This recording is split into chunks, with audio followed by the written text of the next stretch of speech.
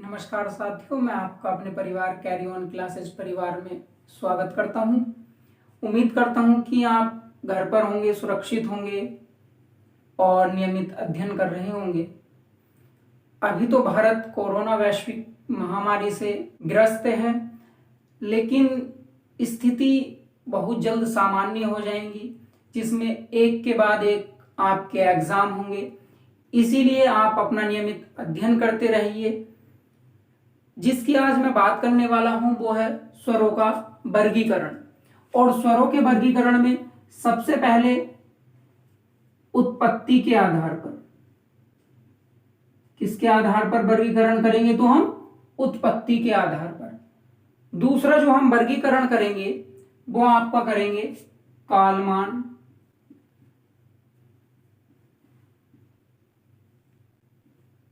मात्रा,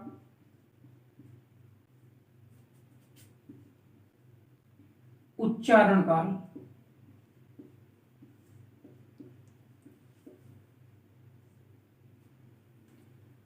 जो हम उत्पत्ति के आधार पर वर्गीकरण करेंगे वो दो टाइप से करेंगे।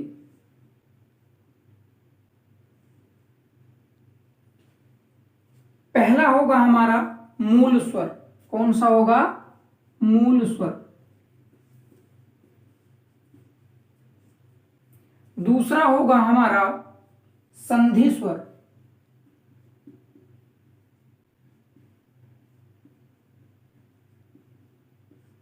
और संधि स्वर को ही हम संधि अक्षर भी कहते हैं।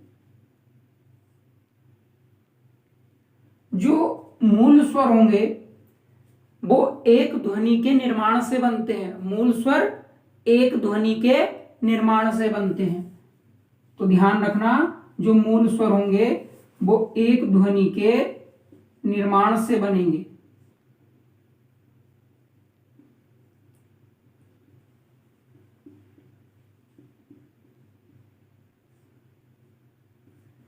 तो मैंने आपको क्या बताया कि जो मूल स्वर होंगे वो एक ध्वनि के निर्माण से बनेंगे, और जो संधि स्वर होंगे वो दो ध्वनि के निर्माण से बनेंगे।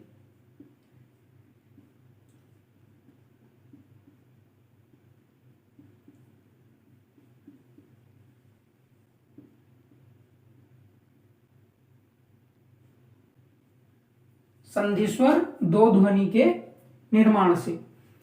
देखिए, उत्पत्ति के आधार पर दो प्रकार से वर्गीकरण करेंगे, मूल स्वर, संधि स्वर, और संधि स्वर को ही हम संधि अक्षर भी बोल देते हैं। यदि मैं और बात करूं तो इस उत्पत्ति को हम कह सकते हैं जन्म के आधार पर भी। किसके आधार पर? जन्म के आधार पर। इसी को हम बोल सकते हैं प्रादुर्भावन के आधार पर।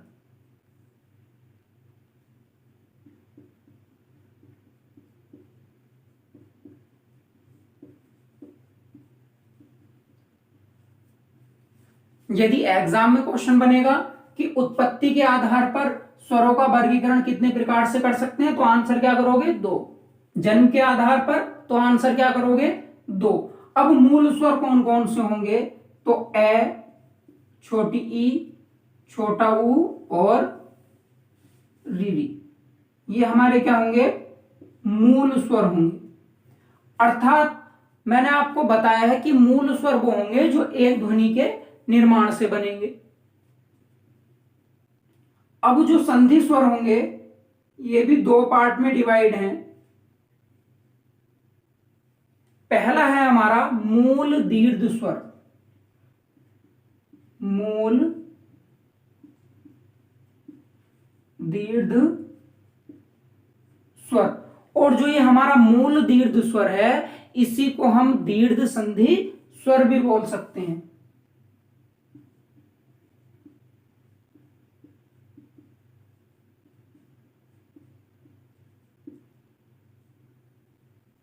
तो मैंने आपको क्या बताया? मूल दीर्घ स्वर और दीर्घ संधि स्वर।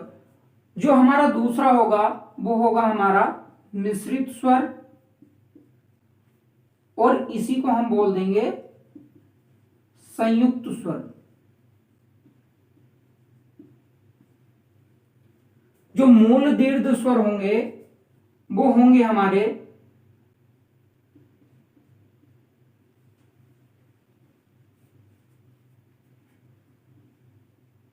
आ बड़ी और बड़ा ऊ, क्योंकि ये दो के निर्माण से बनते हैं ए प्लस ऐसे, ये छोटी ई प्लस छोटी ई से, ये छोटा ऊ प्लस छोटा ऊ से। तो ध्यान रखना जो मूल दीर्घ स्वर होंगे उनकी संख्या कितनी होगी, तो आंसर कितना करेंगे 3, या दीर्घ संधि स्वर की संख्या कितनी होगी, तो आंसर कितना करेंगे 3। जो हमारे मिश्रित स्वर होंगे इनकी संख्या हमारी होगी 4। और ये कौन कौन से होंगे, तो ए, ऐ, ओ और औ।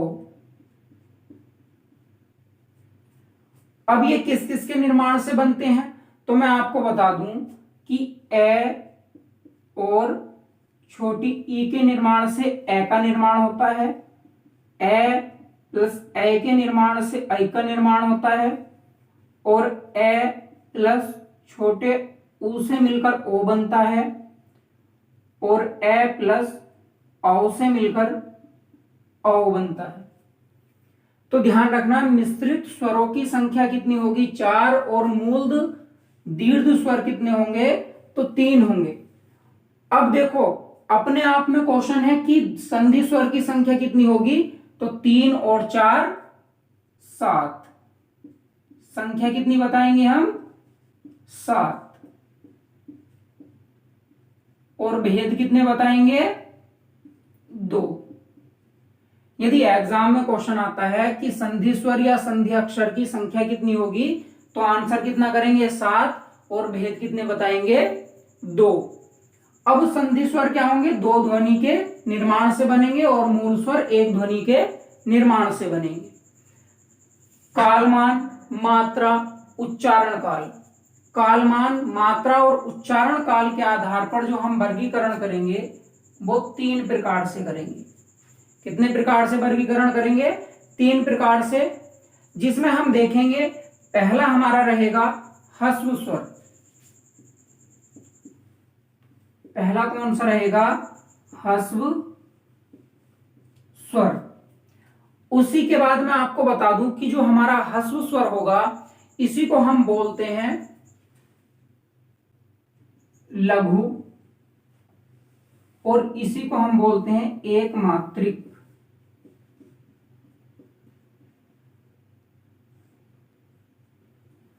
ह्रस्व स्वर को ही हम क्या बोलते हैं, लघु और एक मात्रिक। देखो एग्जाम में यदि क्वेश्चन आएगा कि एक मात्रिक स्वरों की संख्या बताइए, या ह्रस्व स्वरों की संख्या बताइए, या लघु स्वर की संख्या बताइए, या निम्नलिखित में से बताइए कौन सा लघु स्वर है, निम्नलिखित में से बताइए कौन सा लघु स्वर है, तो मैं आपको बता दूं जो ह्रस्व स्वरों की संख्या होगी वो होगी हमारी 4। कौन कौन से, ए, छोटी ई, छोटा ऊ और रीरी। तो हम आंसर क्या करेंगे, ह्रस्व स्वरों की संख्या कितनी होगी 4, या लघु स्वरों की संख्या कितनी होगी 4, और एक मात्रिक स्वरों की संख्या कितनी होगी 4। कौन कौन से होंगे, ए, छोटी ई, छोटा ऊ और रीरी। अब ह्रस्व स्वर की यदि डेफिनेशन आती है, मैं आपसे क्वेश्चन करता हूं कि ऐसी ध्वनि जिनको बोलने में एक मात्रा का समय लगता है क्या कहलाते हैं, या क्या कहलाती हैं, तो हम आंसर क्या करेंगे, ह्रस्व स्वर। या ऐसे स्वर जिनको बोलने में एक मात्रा का समय लगता है, तो तब भी आंसर क्या करेंगे हम, ह्रस्व स्वर। और ह्रस्व स्वरों की संख्या 4। उसके बाद देखते हैं दीर्घ स्वर। इसी को हम बोल देते हैं गुरु, इसी को बोल देते हैं हम द्विमात्रिक।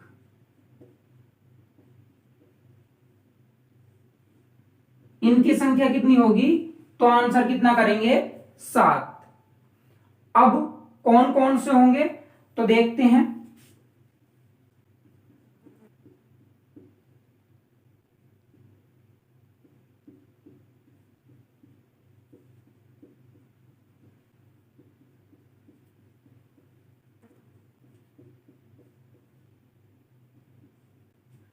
तो दीर्घ स्वरों की संख्या कितनी होगी?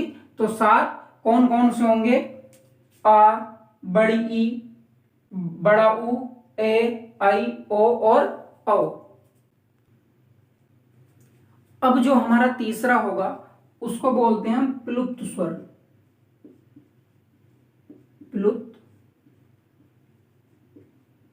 स्वर। इस प्लुप्त स्वर को हम त्रिमात्रिक,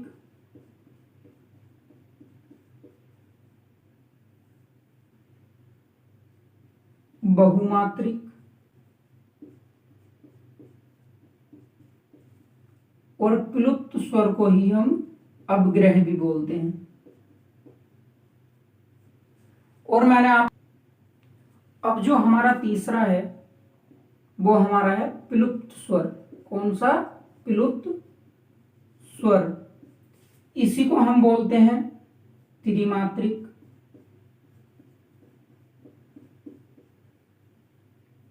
इसी को बोलते हैं बहुमात्रिक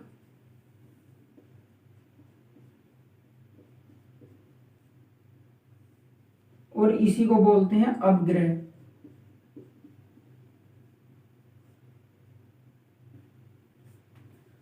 अब क्वेश्चन ये उठता है कि प्लुप्त स्वर होते क्या हैं? तो मैं आपको बता दूं, ऐसी ध्वनि जिनके उच्चारण में 3 गुना समय लगता हो, या ऐसी ध्वनि जिनके उच्चारण में दीर्घ स्वर से और ह्रस्व स्वर से 2 गुना समय लगता हो। तो ऐसी ध्वनि कौन सी होगी? जैसे मैंने यहां लिखा ओम,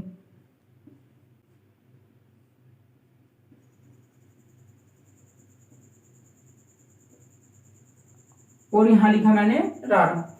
यदि आपको ये 3 एस दिखाई दे और ये 3 इकाई, हिंदी की 3 इकाई बनी हुई दिखाई दे, तो आप ध्यान रखना कि वो क्या होगा? हमारा प्लुप्त स्वर होगा, जिसको हम त्रिमात्रिक भी बोलते हैं, बहुमात्रिक भी बोलते हैं और अपग्रह भी बोलते हैं। जैसे, तो मैंने आपको क्या बताया कि ओम और रारम, अर्थात यदि किसी में ये 3 इकाई बनाई हुई दे और ये 3 एस और नीचे क्या लगा हो? हलंत लगा हो, इसको हम क्या बोलते हैं? हलंत बोलते हैं। तो वो क्या होंगे? हमारे प्लुप्त स्वर होंगे, या त्रिमात्रिक होंगे, या बहुमात्रिक होंगे, या अपग्रह। और मैंने आपको बताया भी था कि जो प्लुप्त स्वर होगा उसका शाब्दिक अर्थ होता है उछलता हुआ। प्लुप्त स्वर का शाब्दिक अर्थ क्या होगा? उछलता हुआ। तो मैंने आपको बताया कि ह्रस्व स्वर की डेफिनेशन क्या होगी? कि ऐसे स्वर जिनके उच्चारण में 1 मात्रा का समय लगता है वो हमारे ह्रस्व स्वर होंगे। उसके बाद बताया दीर्घ स्वर क्या होंगे? ऐसे स्वर जिनके उच्चारण में 2 मात्रा का समय लगता है, या ह्रस्व स्वर का 2 गुना समय लगता है, या ह्रस्व स्वर का 2 गुना समय लगता है, तो वो क्या होंगे? हमारे दीर्घ स्वर होंगे। यहां मैं लिख भी सकता हूं कि ह्रस्व का 2 गुना समय,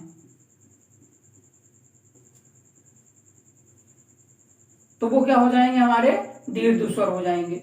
उसके बाद हमारे प्लुप्त स्वर कौन कौन से होंगे?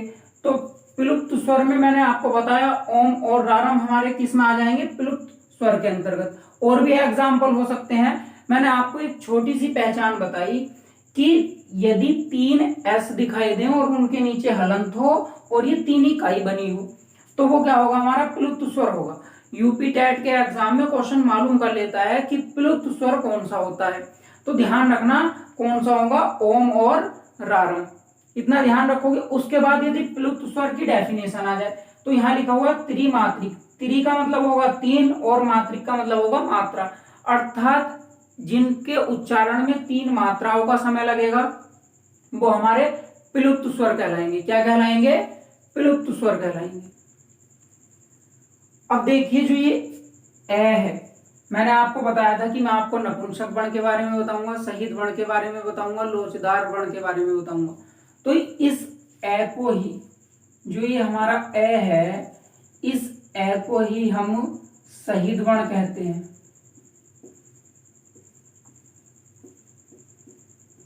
इसको ही हम उदासीन वर्ण कहते हैं।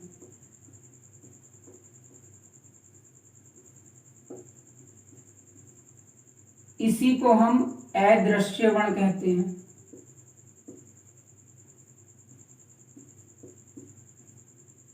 इसी को हम अप्रत्यक्ष वर्ण कहते हैं।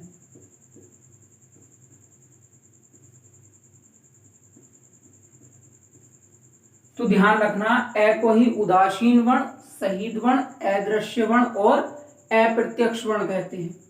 एक बार फिर से समझा देता हूं कि स्वरों का वर्गीकरण उत्पत्ति, जन्म और प्रादुर्भावन बात एक ही है। इसके आधार पर दो प्रकार से कर सकते हैं, पहला मूल स्वर और दूसरा संधि स्वर।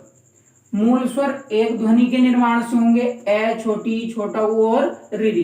संधि स्वर का निर्माण दो ध्वनि के निर्माण से होता है। इनकी संख्या 7 होगी, संधि स्वर की संख्या 7 होगी। यदि क्वेश्चन मालूम करता है कि मूल दीर्घ स्वर या दीर्घ संधि स्वर की संख्या कितनी होगी, तो 3। लेकिन कंफ्यूज मत होना, यदि क्वेश्चन आ जाए कि मूल स्वर, तो संख्या होगी 4। लेकिन जब क्वेश्चन में ये ऐड हो जाएगा मूल दीर्घ स्वर, तब संख्या कितनी होगी, 3। मिश्रित या संयुक्त स्वरों की संख्या कितनी होगी, तो आंसर क्या करेंगे, 4। उसके बाद मैंने आपको बताया कालमान, मात्रा, उच्चारण काल के आधार पर कितने प्रकार से वर्गीकरण करेंगे, 3 प्रकार से। पहला ह्रस्व स्वर, दीर्घ स्वर और प्लुत स्वर। कभी कभी एग्जाम में क्या होता है, क्वेश्चन बन जाता है कि निम्नलिखित में से गुरु स्वर पहचानिए, निम्नलिखित में से गुरु स्वर पहचानिए। और यहां मैंने आपके ये ऑप्शन दिए कि निम्नलिखित में से गुरु स्वर पहचानिए। मैंने यहां लिखा छोटी ई, छोटा ऊ, बड़ा ऊ और ऋ। और क्वेश्चन किया मैंने कि निम्नलिखित में से गुरु स्वर पहचानिए, तो आप आंसर क्या करोगे, बड़ा ऊ। क्योंकि हम जानते हैं ई, छोटा ऊ और ऋ क्या है, हमारे ये ह्रस्व स्वर है, अर्थात एक मात्रिक है, अर्थात लघु है। तो इतना ध्यान रखेंगे। उसके बाद देखते हैं नेक्स्ट वर्गीकरण। तो अब कौन सा होगा, जाति के आधार पर और जीव के प्रयोग के आधार पर। जाति के आधार पर हम 2 प्रकार से वर्गीकरण कर सकते हैं और जीव के प्रयोग के आधार पर हम 3 प्रकार से वर्गीकरण कर सकते हैं। जो जाति के आधार पर होगा वो होगा हमारा सजातीय और दूसरा होगा विजातीय। तो मैंने आपको क्या बताया, जाति के आधार पर 2 प्रकार से वर्गीकरण कर सकते हैं, पहला सजातीय और दूसरा विजातीय। और सजातीय को हम सवर्ण भी बोलते हैं, सवर्ण, और विजातीय को हम असवर्ण भी बोलते हैं। क्या बोलते हैं, असवर्ण भी बोलते हैं। जो हमारा सजातीय होंगे उसके अंतर्गत ए, आ, छोटी, बड़ी, छोटा ऊ और बड़ा ऊ, ये आ जाते हैं। ये हमारे क्या हो जाएंगे, सजातीय।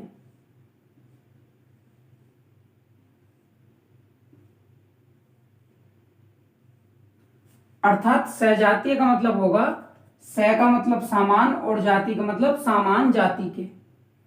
और विजातीय का मतलब क्या होगा, अर्थात विभिन्न जाति से, अर्थात विषम जाति से। जैसे ए,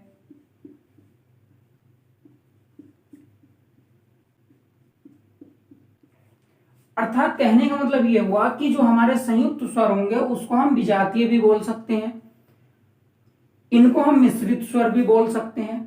जैसे मैंने आपको बताया ये 2 के निर्माण से बनता है,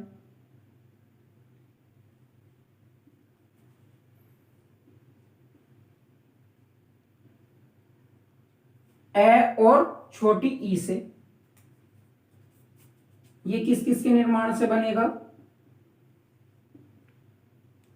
तो ए और ए के निर्माण से। ये किस किस के निर्माण से बनेगा, तो ए और छोटे ऊ से मिलकर बनेगा। उसके बाद ये किस किस से मिलकर बनेगा, तो ए और ओ से मिलकर बनेगा। अब आगे देखते हैं जीव के प्रयोग के आधार पर। तो जीव के प्रयोग के आधार पर जो हम वर्गीकरण करेंगे वो 3 प्रकार से करेंगे। इसी जीव के प्रयोग के आधार को हम बोल सकते हैं उत्थापित के आधार पर। यदि एग्जाम में क्वेश्चन आएगा कि उत्थापित के आधार पर स्वरों का वर्गीकरण कितने प्रकार से कर सकते हैं, तो आंसर तब भी हम कितना करेंगे, 3। इसमें कौन कौन से रहेंगे हमारे, तो अग्रस्वर,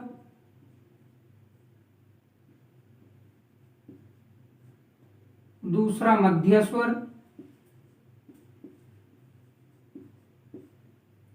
और तीसरा रहेगा हमारा पक्ष स्वर। अग्रस्वर, मध्य स्वर और पक्ष स्वर। अग्रस्वर कौन कौन से होंगे, तो ध्यान रखना जो हमारे अग्रस्वर होंगे, छोटी ई, बड़ी ई, ए, ऐ, ये हमारे क्या होंगे, अग्रस्वर होंगे। और इन्हीं को हम आलोचक वर्ण भी बोलते हैं। और इन्हीं को क्या बोलते हैं, आलोचक वर्ण। यदि एग्जाम में क्वेश्चन आएगा कि अग्रस्वरों की संख्या कितनी होगी, तो हम आंसर कितना करेंगे, 4। अग्रस्वरों की संख्या कितनी होगी, तो आंसर कितना करेंगे, 4। उसके बाद जो हमारा मध्य स्वर होगा, वो मध्य स्वर होगा हमारा ए को हम क्या बोलते हैं, मध्य स्वर। और मध्य स्वर को हम केंद्रीय स्वर भी कहते हैं।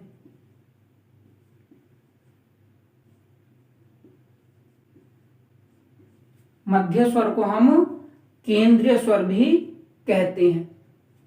उसके बाद आता है पक्ष स्वर। तो पक्ष स्वर हमारे कौन कौन से होंगे,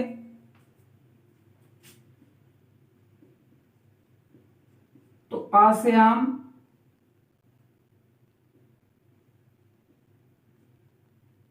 छोटा ऊ, बड़ा ऊ। तो पक्ष स्वर में आ से आम, छोटा ऊ, बड़ा ऊ, ओ और हमारा ओ, ये क्या आ जाएगा, पक्ष स्वर के अंतर्गत। और मैं आपको बता दूं कि जो ये हमारा होता है आगत स्वर, जो ये हमारा आगत स्वर होता है, इसको ओ और औ के बीच की कड़ी माना जाता है। कि ओ और औ के बीच की कड़ी क्या है, तो ये आगत स्वर है।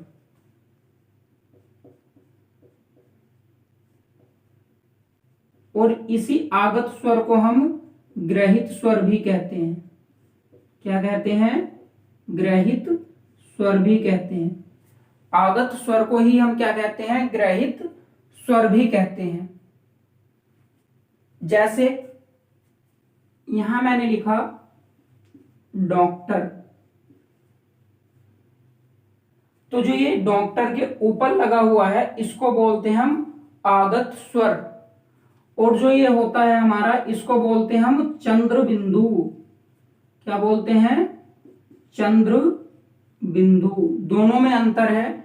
और जो ये हमारा ये होता है, इसको बोलते हैं, जो ये बिंदी होती है, इसको बोलते हैं अनुस्वार। इसको क्या बोलते हैं, अनुस्वार। तो ध्यान रखना, मैंने आपको क्या बताया कि जो स्वरों का मैंने आपको नेक्स्ट वर्गीकरण बताया, वो जाति के आधार पर 2 प्रकार से कर सकते हैं और जीव के प्रयोग के आधार पर 3 प्रकार से कर सकते हैं, अग्रस्वर, मध्य स्वर और पक्ष स्वर। अब अग्रस्वर क्या होंगे, तो अग्रस्वर वो होंगे जिसमें जीव का अग्रभाग सक्रिय होगा, अर्थात जीव का जो अगला भाग है वो सक्रिय होगा, तो वो अग्रस्वर कहलाएंगे। मध्य स्वर में जीव का मध्य वाला भाग सक्रिय होगा, तो वो मध्य स्वर या केंद्रीय स्वर कहलाएगा। और पक्ष स्वर वो होंगे जिसमें जीव का सबसे लास्ट वाला भाग अर्थात अंत वाला भाग सक्रिय होगा, तो उसको हम क्या कहेंगे, पक्ष स्वर कहेंगे।